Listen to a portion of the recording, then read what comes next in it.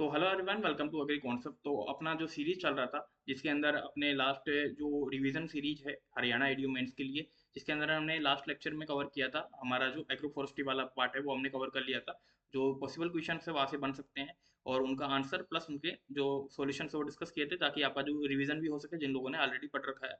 और मैंने आज का आपका टारगेट दिया था कि आपको आज को पढ़ना है कि आपका जो वाला वीड वाला जो पोर्शन है वो अपन कवर करेंगे, मतलब कि यूनिट सी वाला अपन कवर करेंगे पोर्शन। और यूनिट डी कवर करेंगे, यूनिट सी ऑलरेडी हमारी कवर हो गई है। तो यूनिट डी आज अपन स्टार्ट करेंगे। तो स्टार्ट करेंगे अपन वीड्स के जो क्वेश्चन है उससे। तो आई होप आपको स्क्रीन पे दिख रहा होगा, एक मिनट में चेक कर लेता हूँ, फिर आपको अपन कंटिन्यू करते हैं। तो ये जो क्वेश्चंस है जो हमारी टेस्ट सीरीज से ही है। जो मैंने आपको पहले पिछले वाले सेशन में बताया था कि हमने एक टेस्ट सीरीज लॉन्च की है, जिसमें फुल लेंथ टेस्ट है आपके यूनिट वाइज सारे। और उसके यूनिट वाइज टेस्ट आपके रहने वाले हैं, टोटल जो 17 यूनिट्स है। और आपके फुल लेंथ टेस्ट है लगभग 20 फुल लेंथ, 15 के आसपास या 20 के आसपास आपके फुल लेंथ टेस्ट रहेंगे। उनमें से हमें 6 test full length test already cover हो गए, और यूनिट वाइज टेस्ट है वो ऑलरेडी हमने पूरे यहाँ पे कवर कर दिए हैं। और उसकी जो प्राइस हमने रखी है टेस्ट सीरीज की, वो 499 रुपीज़ हमने रखी है। तो अगर आप लोग भी इंटरेस्टेड है टेस्ट सीरीज लेने में, जिसके अंदर आपको सारे सॉल्यूशंस मिलेंगे आपके जो भी क्वेश्चंस है, तो आप वहाँ से हमारा जो टेलीग्राम चैनल है उसकी लिंक आपको डिस्क्रिप्शन और मैं कमेंट बॉक्स में दूंगा। तो वहाँ से उस टेलीग्राम चैनल को ज्वाइन करके वहाँ से आप इसको परचेस कर सकते हैं, और उसकी अपने प्राइस रखिए 499, ताकि इफेक्टिव प्राइस है और आपके लिए काफ़ी बेनिफिशियल रहेगी रिवीजन पर्पज के साथ साथ में। आपका जो है आपको अपने आप को एनालाइज भी यहाँ पे कर पाएंगे। तो अपन आज के क्वेश्चन को अपने यहाँ पे स्टार्ट करेंगे। इसको मेरे को अपने आप को थोड़ा सा ये करना पड़ेगा, ठीक है। तो उसकी जो टेलीग्राम की लिंक है वो डिस्क्रिप्शन में आपको मिल जाएगी, और आपको कमेंट बॉक्स में भी मैं पिन कर दूंगा। यहाँ तक अपने कर लिया था। क्वेश्चन नंबर आज 6 से अपन स्टार्ट करने वाले हैं, ये वाला क्वेश्चन। Everything fine. तो सबसे जो क्वेश्चन है हमारे वीड साइंस के लिए यूनिट डी के लिए तो है, define and classify weed and discuss how weed dissemination mechanism influence their invasiveness and persistence in major cropping system of India। तो 10 मार्क्स का ये क्वेश्चन रहने वाला है, और इसका जो आंसर राइटिंग है वो कैसी होगी तो वो अपन देखेंगे। तो हमें पहले सबसे पहले क्या करना है, वीड की जो है डेफिनेशन यहाँ पे देनी है और क्लासीफाई करना है। वीड के जो क्लासिफिकेशन है उसके बारे में बताना है। फिर इसके बारे में अपन बात करेंगे कि कैसे है जो वीड का डेसिमेशन, मतलब जो फैलाव हो रहा है एक जगह से दूसरी जगह स्प्रेड इसका हो रहा है, वो मैकेनिज्म इन्फ्लुएंस होता है इन्वेसिवनेस जो पर्सिस्टेंट मेजर क्रॉपिंग सिस्टम है उसके द्वारा।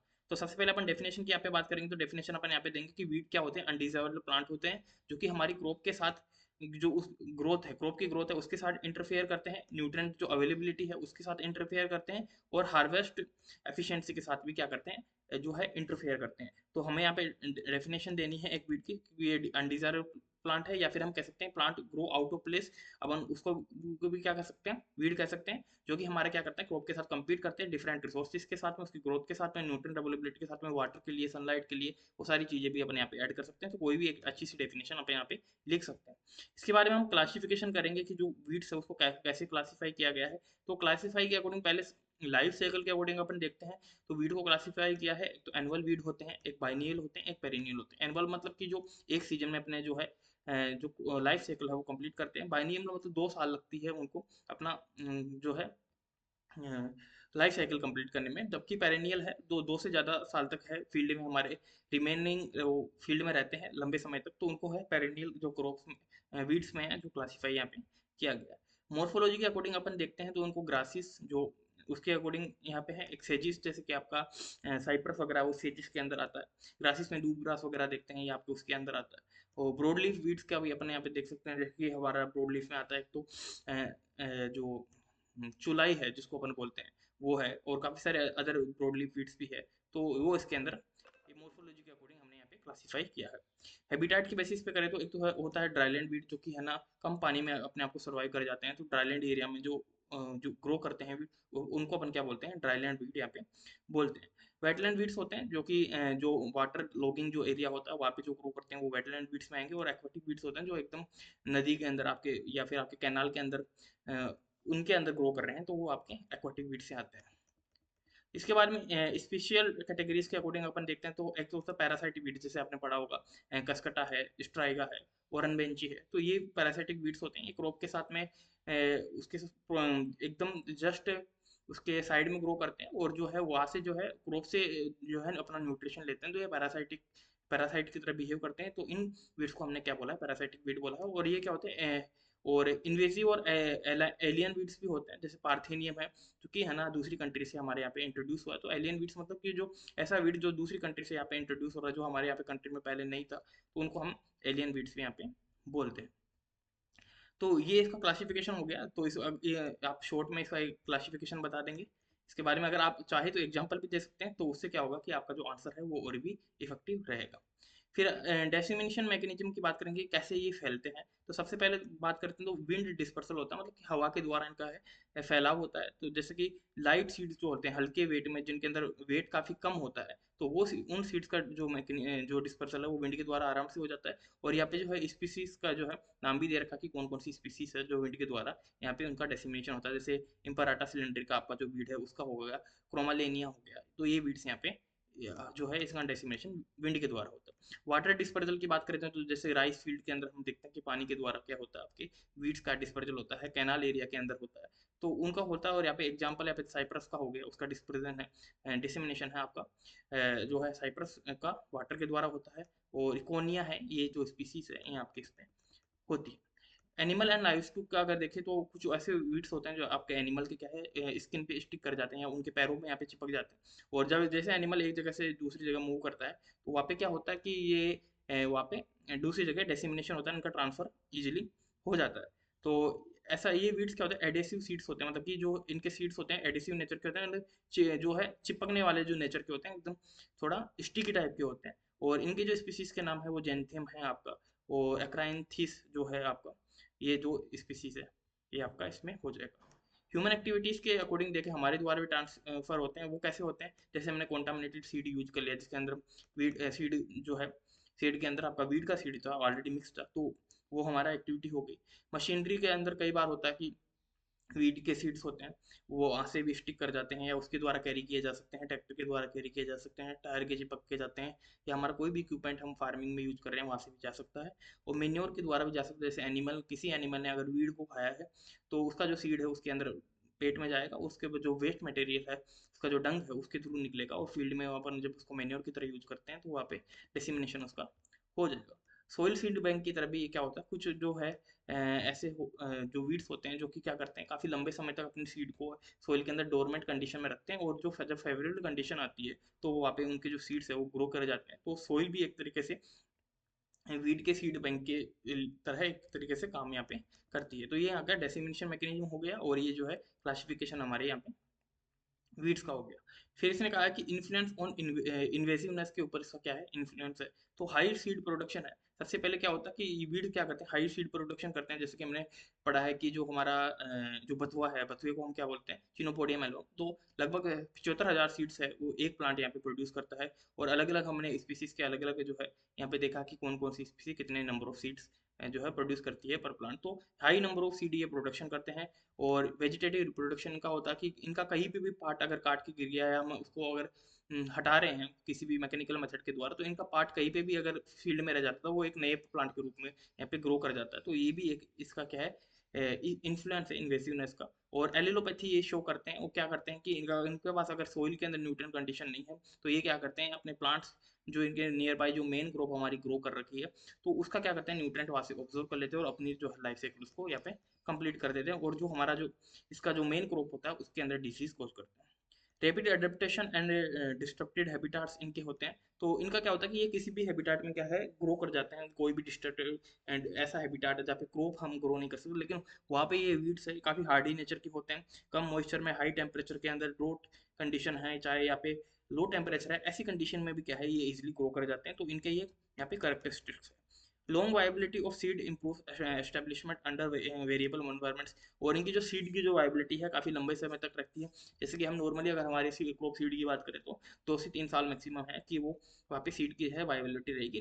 लेकिन जो वीड्स की बात करते हैं तो लगभग 6 से 7 साल, या कई कई ऐसी बीट्स है जिसकी 10 से 15 साल भी इनकी है सीड की वायबिलिटी रहती है। तो ये भी है कि यहाँ पे इसको इफेक्ट करता है और ये वेरिएबल कंडीशन में यहाँ पे ग्रो कर जाते हैं। और इस चीज़ का जो है इम्पैक्ट क्या आता है वो अपन देखेंगे कि जैसा कि क्वेश्चन में पूछा था कि इम्पैक्ट ऑन क्रॉपिंग सिस्टम। तो वीड क्या करते हैं हमारे माइक्रो क्लाइमेट, जैसे माइक्रो क्लाइमेट की बात हमने यहाँ पे कल भी की थी कि माइक्रो क्लाइमेट क्या होता है कि हमारा जो सोइल का जो एनवायरनमेंट है, तो सोइल के अंदर जो हमारे माइक्रो ऑर्गेनिज्म वगैरह है, तो उनके लिए जो फेवरेबल कंडीशन वहाँ पे अवेलेबल है उसको अपन माइक्रो क्लाइमेट बोलेंगे। तो उसको क्या करते हैं, ये हमारे माइक्रो क्लाइमेट उसको अल्टर करते हैं, न्यूट्रिएंट फ्लो को यहाँ पे डिस्टर्ब करते हैं, सोइल मॉइस्चर को क्या करते हैं उसके साथ क्रॉप को इंटरफेयर करते हैं। और हर्बर पेस्ट वगैरह के लिए कई पेस्ट ऐसे होते हैं जो अपने सीड्स है वो यहाँ पे इनकी जो ये जो वीड्स होते हैं यहाँ पे आके अपने अंडे देते हैं। और ये लेटर में क्या करते हैं कि जब पेस्ट यहाँ पे उनके पेस्ट आउटब्रेक होता है तो ये यहाँ पे एक तरीके से फेवर करते हैं होस्ट की तरह, कभी कभार यहाँ पे वीड उनके पेस्ट के लिए काम करते हैं। तो ये सारी कंडीशन है, ये क्रॉपिंग सिस्टम में इम्पैक्ट यहाँ पे डालता है। और अदर चीज़ें देखें तो early season dominance reduce crop yields drastically. और अर्ली सीजन में अगर ये यहाँ पे जैसे कि हमने क्रॉप लगाई है उसका होने में 20 से 25 दिन हुए हैं और वहाँ पे वीड का डोमिनेंस आ गया, तो वो पूरी तरीके से हमारी ईल्ड को है पूरी ड्रास्टिकली क्या करते हैं, रिड्यूस कर देते हैं। अदर बात करें तो dissemination patterns determine weed shift under zero tillage and mechanisation. तो उसका जो डेसिमिनेशन पैटर्न है भाई, ये कैसे फैलेगा कैसे नहीं फैलेगा, वो डिटरमाइन करता है वीड शिफ्ट को, वो किसके अंदर, जीरो टिलेज और मैकेनाइजेशन के अंदर। कि हम जीरो टिलेज करेंगे तो हमारा क्या है जो है डिस्टर्बेंस यहाँ पे कम होगा सोइल का। तो ये सारी चीज़ें यहाँ पे ये आती है। तो अगर क्वेश्चन ये वाला आता है तो आपको ये सारी चीज़ें पूछता है तो आप यहाँ पे शॉर्ट एंड स्वीट में अपना टू द पॉइंट यहाँ पे आंसर लिख सकते हैं। रामायण लिखने की वजह से कि मैं आपको ऐसी आंसर बताने वाला हूँ कि जो आप अच्छी तरीके से यहाँ पे लिखते हैं वो बेस्ट तरीके से जो है आपको यहाँ पे अच्छा आंसर लिखेंगे तो आपका टू द पॉइंट आपका जो है अच्छे से अच्छे नंबर यहाँ पे स्कोर कर सकते हैं। नेक्स्ट क्वेश्चन की बात करते हैं। पूछ रखा है कि कंपेयर कल्चरल और biological method of weed control को हमें कंपेयर करना है और हाईलाइट करना है सिचुएशन जहाँ पे each method is more effective. दोनों में से कौन कौन सी सिचुएशन में जो है आपका कल्चरल मेथड इफेक्टिव है, कौन कौन सी जो है सिचुएशन में आपका बायोलॉजिकल जो मेथड है वो इफेक्टिव है, और उनके दोनों के बीच में हम कंपेयर करना है। और 5 नंबर का क्वेश्चन रहने वाला है, 5 मार्क्स का क्वेश्चन रहेगा। तो आप इसमें क्या लिखेंगे, तो सबसे पहले अपन बात करते हैं कल्चरल मेथड क्या होते हैं वीड कंट्रोल के लिए। तो कल्चरल मेथड की अगर बात करें तो ये क्या होता है, ये इंक्लूड करता है कल्चरल मेथड में हम कौन कौन सी चीज़ें यहाँ पे आती है। तो क्रॉप रोटेशन अगर हम करते हैं तो उसके द्वारा भी क्या है हमारा वीड कंट्रोल होता है। क्लीन कल्टीवेशन करेंगे, क्लीन कल्टीवेशन मतलब कि जो भी जितना भी रेजिड्यू क्रॉप के ऊपर है, जो भी सारे प्लांट्स वगैरह है, उनको हम तेरे जो फ्लेम वाला जो आता है यहाँ पे फॉरेन कंट्रीज में ये इसका यूज़ करते हैं, तो फ्लेम से सारी चीज़ों को जला दिया जाता है, उसको हम क्लीन कल्टीवेशन बोलते हैं। टिलेज हमें करना है, मल्चिंग करते हैं, स्टेल सीड डिवाइड करते हैं, या प्रॉपर स्पेसिंग जो हम मेंटेन करते हैं। तो ये सारी चीज़ें हैं। और कम्पिटिटिव कल्टीवार्स का अगर हम प्लांटिंग करते हैं तो ये सारी चीज़ें हैं हमारे कल्चर मेथड के अंदर इंक्लूड होती है। अगर तो अदर बात करते हैं इम्प्रूव, तो कल्चर मेथड क्या करता है आपके, इंप्रूव करता है क्रॉप की वीगर को, यहाँ पे इंप्रूव करता है, वो सप्रेस करता है वीड को थ्रू बेटर रिसोर्स कैप्चर के द्वारा। तो बेटर रिसोर्स का यूटिलाइजेशन यहाँ पे क्रॉप कर पाएगा, जिससे कि क्या होगा, वीड्स का है जो सप्रेशन यहाँ पे कल्चरल मेथड आपका इसमें करने में हेल्प करता है। अनदर अगर बात करते हैं यहाँ पे तो कल्चरल मेथड का जो है यहाँ पे दे रखा है इंपॉर्टेंस, तो पर्टिकुलरली ये इफेक्टिव होता है एनुअल वीड्स के लिए और अडेप्टेबल अक्रॉस डाइवर्स ग्रोथ के लिए। तो हमारा जो कल्चरल मेथड है लगभग हम जो है एनुअल वीड्स है उनके लिए यूटिलाइज कर सकते हैं। और ये क्या होता है कि अडेप्टेबल होता है अक्रॉस अक्रॉस डाइवर्स ग्रोथ, काफ़ी सारी अलग अलग क्रॉप्स हैं उनके लिए हम यहाँ पे कल्चरल मेथड से जो यूज कर सकते हैं। अनदर बात करते हैं तो यहाँ पे लो कॉस्ट होता है यहाँ पे, और एनवायरमेंटली सेफ रहता है, but required timeliness and formal skills. तो लो कॉस्ट इसकी कल्चरल मेथड की होती है और एनवायरमेंटली सेफ भी होता है, एनवायरमेंट को यहाँ पे हार्म नहीं करेगा।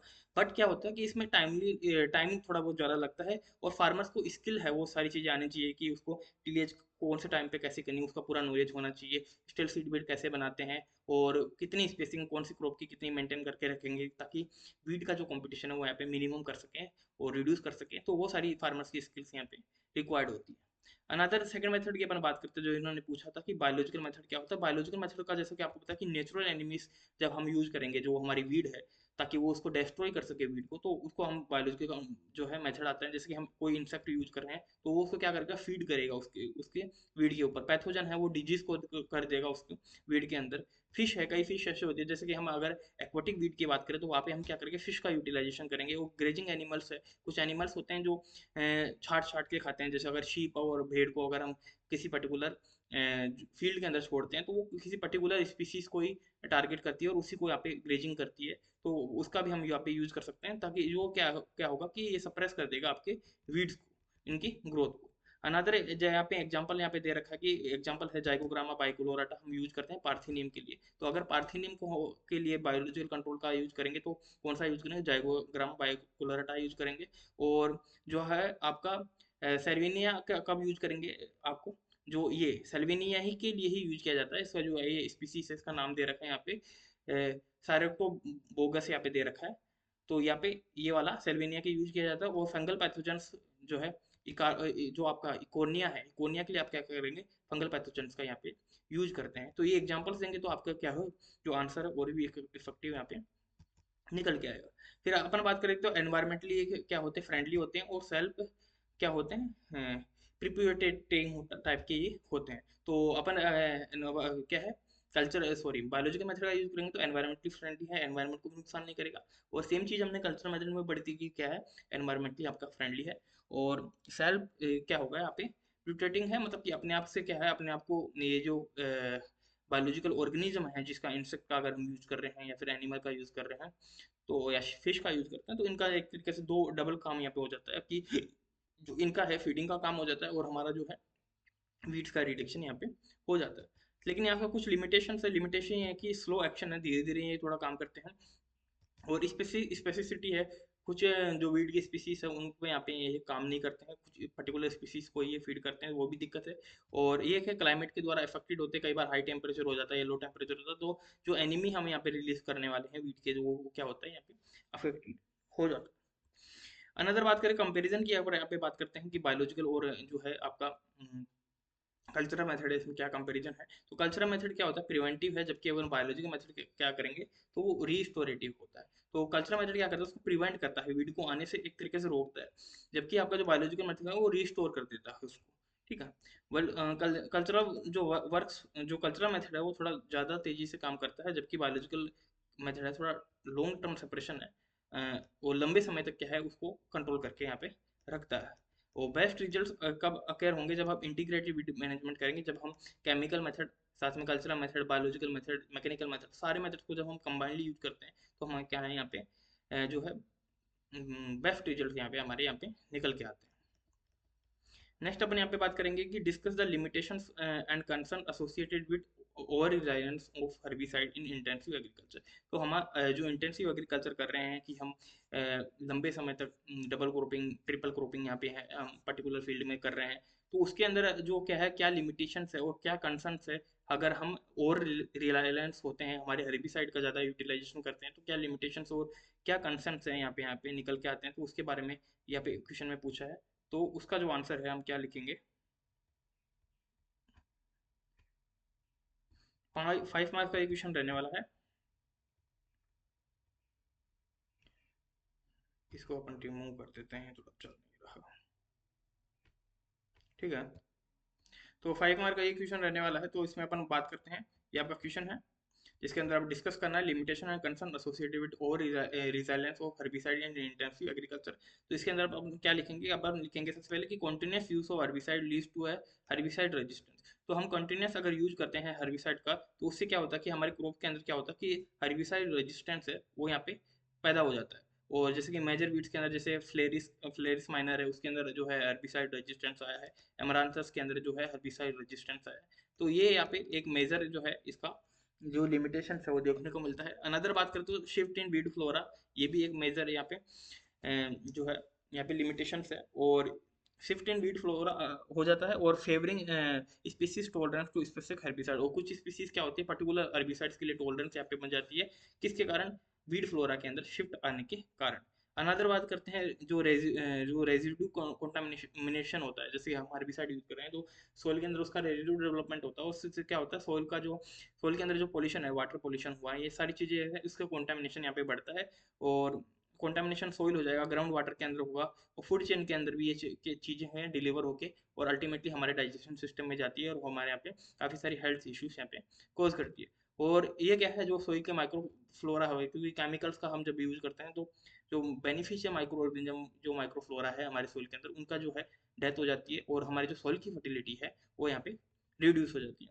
अनदर बात करते हैं तो ओवर डिपेंडेंस जो क्या करता है हर्बिसाइड के ऊपर, ये रिड्यूस कर देता है emphasis on manual cultural and mechanical approaches. तो अगर हम पूरी तरीके से हम हर्बिसाइड्स के ऊपर ही क्या होते हैं, एक तरीके से निर्भर हो जाते हैं।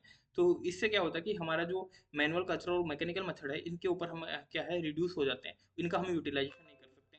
तो यूटिलाइज करते नहीं है, तो इससे क्या हो कि ओवरऑल जो हमारा है कॉस्ट बेनिफिट रेशियो निकल के नहीं आता है। और ह्यूमन हेल्थ इम्पैक्ट भी है, जो अभी मैंने बताया इंक्लूड है। इसके अंदर क्या है, एंडोक्राइन डिस्रप्शन हो जाता है, कई सारी एलर्जीज है, टॉक्सिसिटी इनकी यहाँ पे हमारे अंदर देखने को मिलती है हेर्बिसाइड का यूज करने से। और high cost of new herbicide discourage small farmer. और जो नए हर्बिसाइड आते हैं उनके जो काफ़ी महंगे होते हैं, काफ़ी एक्सपेंसिव होते हैं, जिससे कि जो स्मॉल फार्मर है उनको क्या है एक तरीके से जो कह सकते हैं कि अपन उनको अफोर्ड नहीं कर पाता है। और जिससे कि क्या होगा कि उसका जो है कॉस्ट बेनिफिट रेशो है, जो प्रॉफिट रेशो है, वो यहाँ पे बिगड़ जाएगा अगर वो उसको कर्ज लेके या फिर लोन लेके भी उसको अडेप्ट करता है। तो अनदर चीज़ है integrated approach combining cultural, mechanical and chemical biological method is the only sustainable. और सबसे जो बेस्ट मेथड है, हमें क्या है इंटीग्रेटेड वीट मैनेजमेंट पे जाना चाहिए, जिसमें हम ये सारी जो चीज़ें हैं इनका है कंबाइन यूज यहाँ पे कर सकते हैं। तो 5 मार्क्स का क्वेश्चन पूछता है, लगभग आपको एक पेज आपको पूरा भर देना, और ये काफ़ी चीज़ें अगर फ्रूटा पॉइंट ये सारी चीज़ें आप लिखेंगे तो आपको एक बेस्ट आंसर आप यहाँ पे लिख सकते हैं। तो नेक्स्ट क्वेश्चन की अपन बात करते हैं, क्वेश्चन नंबर 8 है। और तो यहाँ पे बात करेंगे, क्वेश्चन दे रखा कि weed crop association is a dynamic ecological interaction. तो वीड क्रॉप एसोसिएशन क्या है, एक डायनेमिक इकोलॉजिकल इंटरेक्शन है। और हमें एक्सप्लेन करा how weed characteristics and crop management practices determine the competitive balance. और वीड के कैरेक्टरिस्टिक्स और जो क्रॉप मैनेजमेंट प्रैक्टिसेस है वो कैसे डिटरमाइन करेगी, कॉम्पिटिटिव बैलेंस बना के यहाँ पे रखेगी। तो ये क्वेश्चन आपको यहाँ पे पूछा है, weed crop association is dynamic ecological interaction, इसको हमें एक्सप्लेन करना है। और ये बताना है कि कैसे वीड के कैरेक्टरिस्टिक और से जो मैनेजमेंट प्रैक्टिसेस है वो डिटरमाइन करती है कॉम्पिटिटिव बैलेंस को। तो ऐसा क्वेश्चन अगर आता है तो सबसे पहले हम लिखेंगे nature of weed crop association. तो ने, जो नेचर है क्रॉप वीड एसोसिएशन का, वो कौन सा नेचर है उसके बारे में थोड़ा बात करेंगे। तो बहुत कम्पीट ये क्या करते हैं, वीड और क्रॉप क्या कर रहा है, दोनों के कम्पीट करेंगे लाइट के लिए, न्यूट्रिएंट के लिए, वाटर के लिए, CO2 के लिए, और जो फिजिकल स्पेस जो यहाँ पे सॉइल के अंदर इनको चाहिए अपनी ग्रोथ के लिए। तो उसके लिए क्या करते हैं, ये दोनों एक दूसरे से यहाँ पे कम्पीट करते हैं। फिर है इंटरेक्शन डिपेंड ऑन, जो इनका जो इंटरेक्शन है वो कैसा रहेगा, वो डिपेंड करता है कि वीड की डेंसिटी कितना है, वीड का इमरजेंस टाइम कौन सा है, कौन सी ग्रोथ स्टेज पे है जो वीड का है यहाँ पे इमरजेंस हुआ है, और प्रोपगेशन स्ट्रेटजीज कौन सी है जो वीड की है। तो इन सब के ऊपर जो है ये जो है इंटरेक्शन इसका यहाँ पे डिपेंड करता है। तो वीड करेक्टरिस्टिक्स जो इसके यहाँ पे क्या करते हैं, इन्फ्लुएंसिंग एसोसिएशन, जो इसका एसोसिएशन है इन दोनों के बीच में, तो कौन कौन से वीड के करेक्टरिस्टिक्स है जो यहाँ पे इसको इन्फ्लुएंस करते हैं। तो सबसे पहले जो है अर्ली इमरजेंस की बात करते हैं, तो अर्ली इमरजेंस क्या गिव्स वीड्स ऐसे कॉम्पिटिटिव हेड स्टार्ट यहाँ पे देता है। तो अगर यहाँ पे वीड है अर्ली इमरजेंस इनका हुआ है, तो ये क्या करेंगे, हमारे एक कॉम्पिटिटिव हेड स्टार्ट यहाँ पे मिल जाता है वीड्स को, और ज़्यादा ग्रोथ कर पाती है as compared to main growth. और हाइड सीड आउटपुट है, और परसिस्टेंट सीड बैंक है जो कि क्या करता है, री इन्फोर्स करता है इसके डोमिनेंस को। जहाँ पे क्या होगा, जो है वीड का यहाँ पे डोमिनेंस हमें यहाँ पे देखने को मिलेगा। तो वेजिटेटिव प्रोपोगेशन है, जैसे साइप्रस है, आपका साइनाडोन है, ये इंश्योर करते हैं रैपिड स्प्रेड, तो काफ़ी जल्दी ये क्या पे स्प्रेड यहाँ पे ये करेंगे। और एलिलोपैथी, अगर हमारा एलिलोपैथी हमारा वीड है, तो ये क्या करता है, सप्रेस करता है क्रॉप के जर्मिनेशन को, जैसा कि पार्थिनियम के अंदर हमें एलिलो ये देखने को मिलता है, और सोरगम हेल्पिन्स के अंदर भी हमें यहाँ पे एलिलोपैथी यहाँ पे देखने को मिलती है। अनदर बात करते हैं मोर्फोलॉजिकल, जो प्लास्टिसिटी टोननेस है, या लीफ एंगल्स है, इसका लीफ एंगल क्या है, या फोटोसिंथेसिस एफिशिएंसी कितनी है, ये सारी चीज़ें भी क्या है यहाँ पे इसको इन्फ्लुएंस करती है, आपकी कैरेक्टरिस्टिक जो एसोसिएशन करते हैं। तो ये सारी चीज़ें हैं आपको इसके अंदर लिख देनी है अगर आपको ये क्वेश्चन यहाँ पे पूछता है। नेक्स्ट बात करेंगे क्रॉप मैनेजमेंट प्रैक्टिसेस, जो है इसके जो बैलेंस को कौन कौन सी क्रॉप मैनेजमेंट प्रैक्टिसेस वो यहाँ पे इफेक्ट करेगी, तो वो अपना वो यहाँ पे देखेंगे। एक मिनट।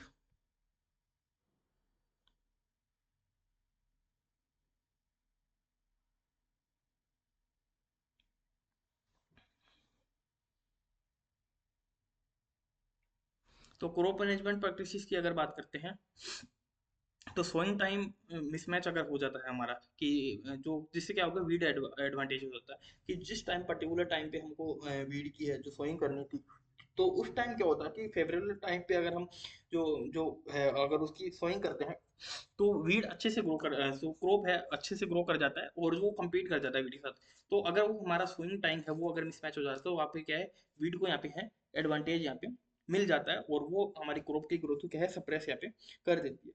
पुअर सीड रेट है, हमारी जो सीड रेट जो हमें देनी थी वो हमने नहीं दी है, और वाइडली स्पेसिंग दी है हमने यहाँ पे छोड़ी है, तो वीड को यहाँ पे ग्रो करने के लिए जगह मिल जाएगी, जो कि वीड को प्रोलिफरेशन को यहाँ पे क्या करता है, अलाउ करता है। अनदर बात करते हैं, लो न्यूट्रेंट एप्लीकेशन एफिशिएंसी है हमारी, और ओफन क्या है बेनिफिट कर जाता है वीड को मोर देन क्रॉप्स के लिए।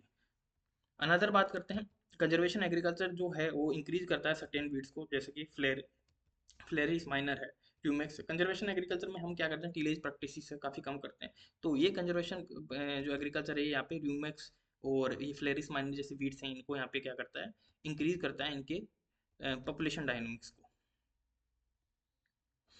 और इकोलॉजिकल प्रिंसिपल्स की अगर यहाँ पे बात करें तो जैसे रिसोर्स कैप्चर थ्योरी है, तो रिसर्च कैप्चर थ्योरी क्या कहती है कि early canopy closure by crop reduces weeds. तो अब अगर हमें हमारी क्या हुआ कि अर्ली जो कैनोपी है उसको क्लोजर क्लोजर है बाई क्रॉप्स के द्वारा उसकी कैनोपी को, तो वो क्या करता है आपका ये जो है रिड्यूस करता है वीड्स को यहाँ पे। और नीश डिफरेंशिएशन की बात करते हो, डाइवर्सिफाई रोटेशन रिड्यूस जो स्पेशलाइज्ड वीड्स होते हैं, हमने रोटेशन किया अलग अलग क्रॉप के साथ में, पहले हमने लेग्यूम लगाया, उसके बाद में हमने सीरियल्स यहाँ पे लगे, फिर ऑयल सीड्स लगाते हैं, तो डाइवर्सिफाई क्रॉप रोटेशन हमारा हुआ है। तो ये जो स्पेशलाइज्ड वीड होती है कि किसी पर्टिकुलर क्रॉप बाइंड जो वीड हम जिसको कह सकते हैं, उसको क्या होता है, रिड्यूस करता है। और डिस्टर्बेंस इकोलॉजी, तो frequent tillage favours annual weeds, जो अगर हम फ्रीक्वेंट टिलेज हम रेगुलर टिलेज वगैरह करते रहते हैं, तो जो एनुअल वीड्स है इनकी जो फ्रीक्वेंसी है वो यहाँ पे इंक्रीज हो जाती है अगर हम इकोलॉजी को यहाँ पे डिस्टर्बेंस करते हैं।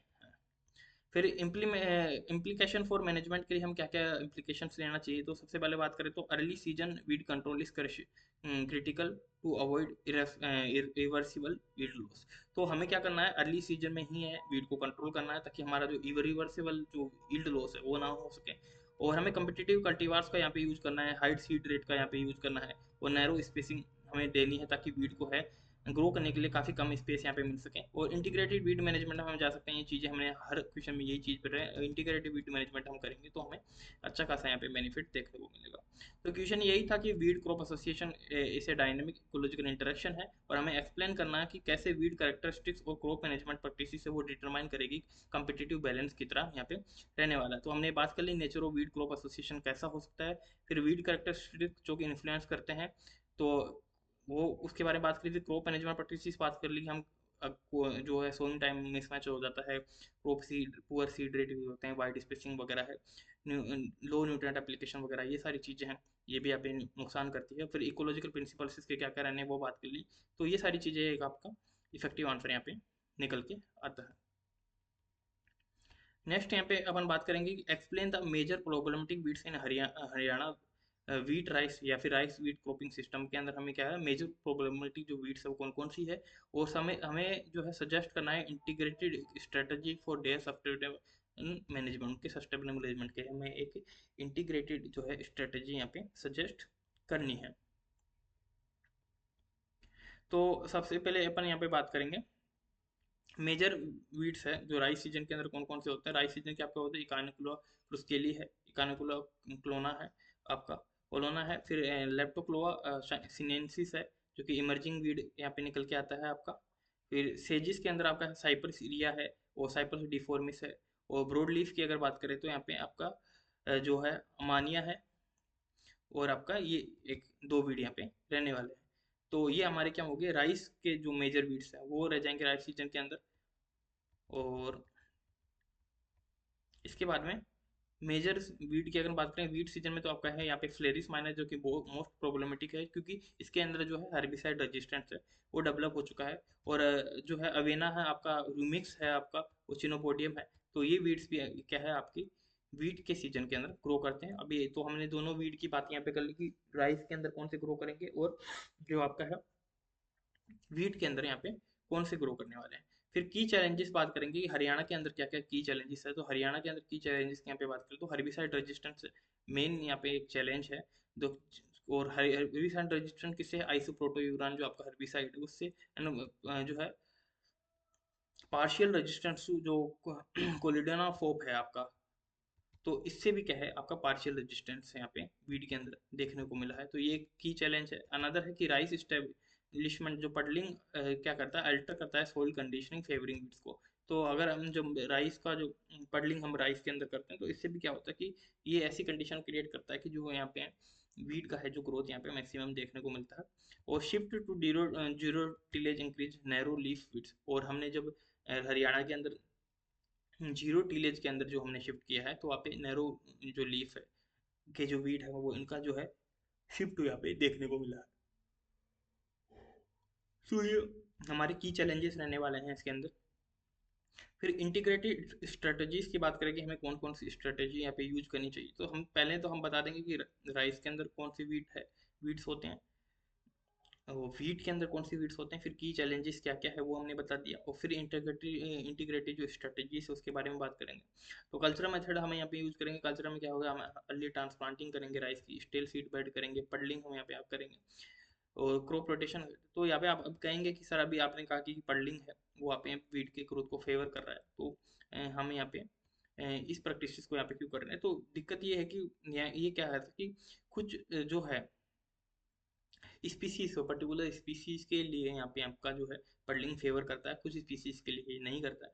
तो एक तरीके से ये कंट्रोवर्शियल है, फिर भी हम अगर इंक्लूड करना चाहे तो यहाँ पे कर सकते हैं। क्रॉप रोटेशन हम यूज़ कर सकते हैं विद मेज और मूंग। तो हम जो है क्रॉप रोटेशन करेंगे जिससे क्या होगा कि जो क्रॉप बाउंड वीड्स है उनको यहाँ पे हटाया जा सकता है। और हर्बिसाइड जो टॉलरेंस इनको आया है, जो टॉलरेटेड वीड्स है उनको भी यहाँ पे रिमूव किया जा सकता है क्रॉप रोटेशन के द्वारा।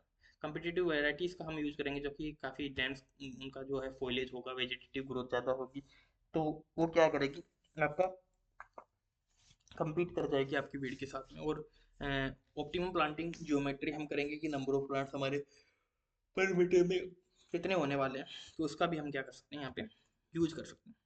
मैकेनिकल की बात करें तो मैकेनिकल के अंदर आपका जो कोनो वीडिंग यूज कर सकते हैं राइस के अंदर, और मैकेनिकल होइंग जो है वीट के अंदर हम करेंगे तो हमारा वीट कंट्रोल यहाँ पे हो सकता है।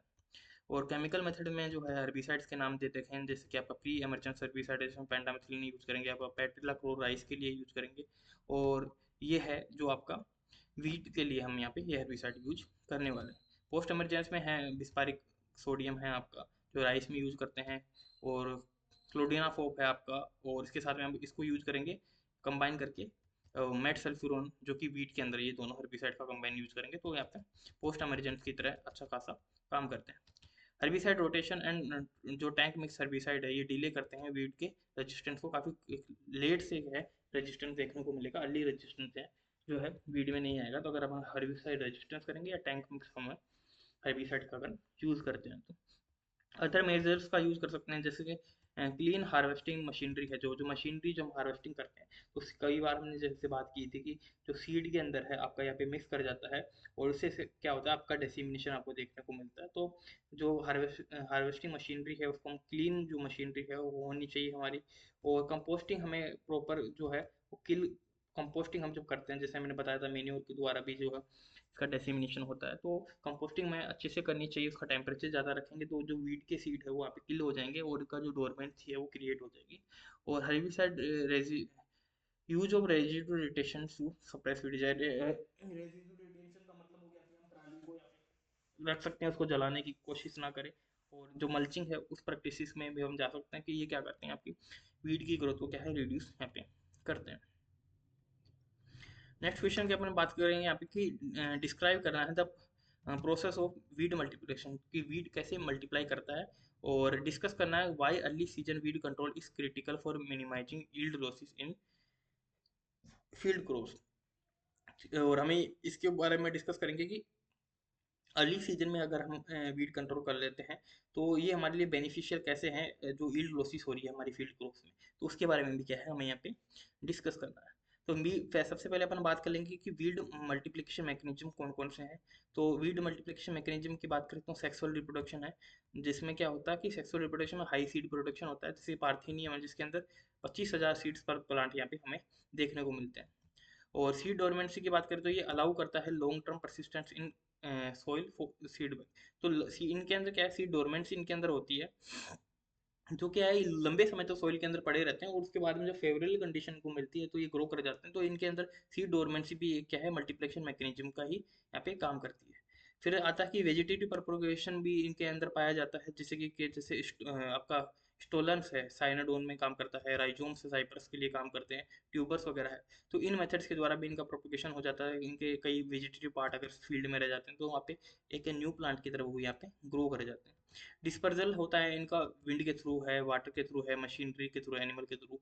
तो ये यहाँ पे डिस्पर्जल इनका मतलब ट्रांसफर यहाँ पे हो जाता है। और अडेप्टेशन टू जो है disturbed agriculture habitats give weed advantage. और काफ़ी सारे ऐसे हैबिटाट्स है जहाँ पे क्रॉप यहाँ पे ग्रो नहीं करेगा लेकिन ये ग्रो कर जाते हैं, तो वहाँ भी इनका अडेप्टेशन है। तो ये भी क्या है, इनको यहाँ पे एक तरीके से एडवांटेज यहाँ पे मिल जाता है। तो ये वीड के में जो है मल्टीप्लिकेशन मैकेनिज्म है, सेक्सुअल रिप्रोडक्शन हो जाएगा आपका, वो है सी डोरमेंसी हो जाएगा। और जो है ये वेजिटेटिव प्रोपोगेशन है, डिस्पर्सल हो जाएगा। और ये जो है डिस्ट्रप्टेड जो है हैबिटाट है उसमें जो है अडेप्टेशन भी इनके अंदर देखने को मिलता है।